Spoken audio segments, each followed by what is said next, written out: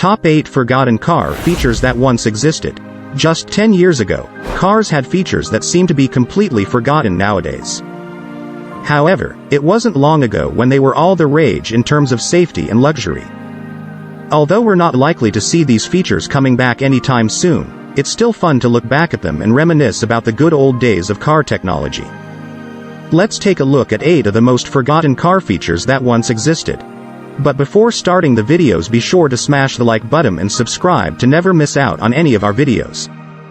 Number 1. Tail fins.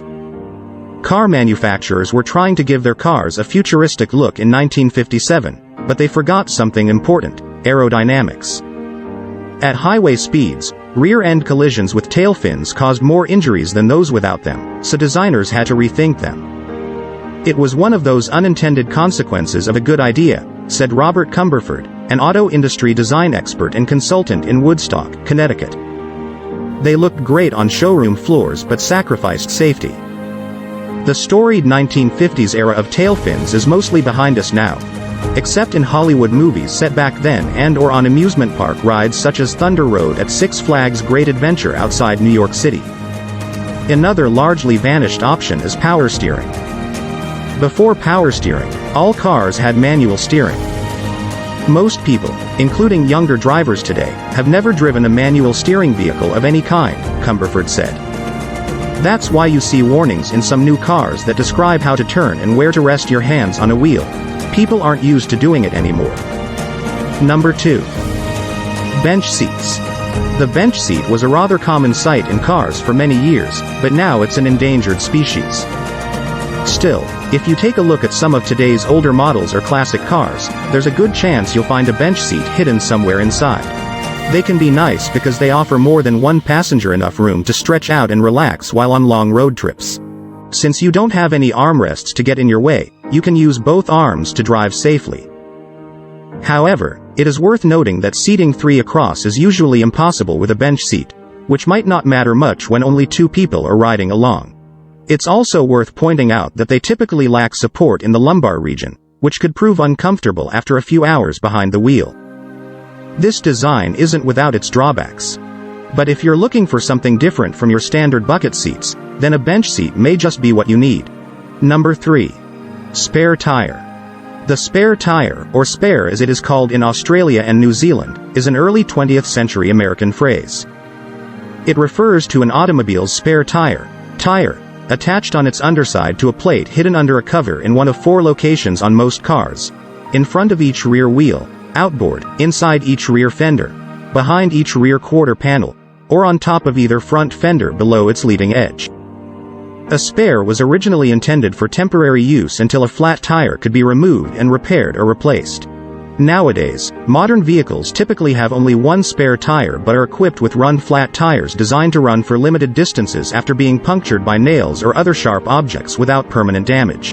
Some luxury models have run-flats permanently mounted on all 4 wheels. Run-flat tires do not need to be changed as frequently because they do not go flat due to punctures. They can also withstand higher inflation pressures than conventional tires, allowing them to maintain better control while driving at high speeds or over rough terrain. In addition, some run flats can continue operating even if they suffer major structural damage from contact with road hazards such as potholes. Number 4. Fender mirrors. Installed in 1931 on Lincoln Zephyr cars, fender mirrors were meant to help drivers see out of their blind spots. Fender mirrors popped up on a few other cars over time, including European vehicles, but today it's rare to find one. The market for fender mirrors was overshadowed by larger mirror options that became popular as automobiles grew in size and weight. It just wasn't feasible for most cars, and even some trucks, to handle them. These days, they're pretty much limited to small vehicles like smart cars or classic collector cars. Some manufacturers offer clip-on mirrors that attach to your doorframe if you really want them. But those don't offer quite as wide of a view as fender mirrors do. They are also prone to rattling loose during an accident or at high speeds. Still, many people prefer them to regular side mirrors because they reduce wind drag. And while these mirrors aren't widely used anymore, they have been around long enough that there is a large aftermarket industry dedicated to producing replacement parts for older models of cars with fender mirrors. So if you happen to come across one on an old classic car, don't be surprised. Number 5. Split front windscreen. The split-screen front windscreen, invented by Hugh Robinson in 1926, was a set of windscreen wipers which could be moved independently of each other to fit bigger chunks of glass. The feature became popular around 1929 and remained common until about 1960 when it was made standard on all cars.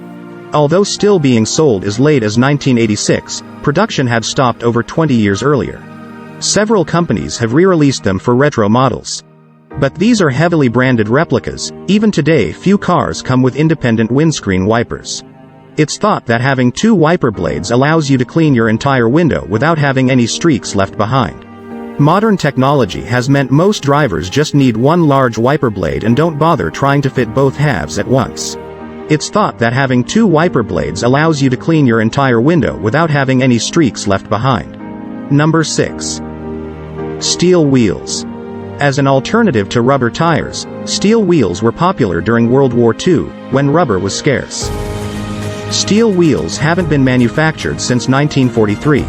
You can still find them on a few commercial vehicles and some military trucks, though most people don't even know they exist. Even if you did run across steel wheels for sale, good luck finding rims to fit them. The size is all but obsolete today. Also, we couldn't resist pointing out that steel wheels could be dangerous. They often weighed more than 10 pounds each, which could make your vehicle harder to handle in bad weather or on bumpy roads. In addition to safety concerns, steel wheels also didn't offer much of an advantage over their modern counterparts. They were heavy and could rust easily, which meant they had to be painted and repainted regularly. They were also prone to warping in extreme heat or cold, not exactly ideal for a country with 4 distinct seasons. However, steel wheels did have one thing going for them: durability.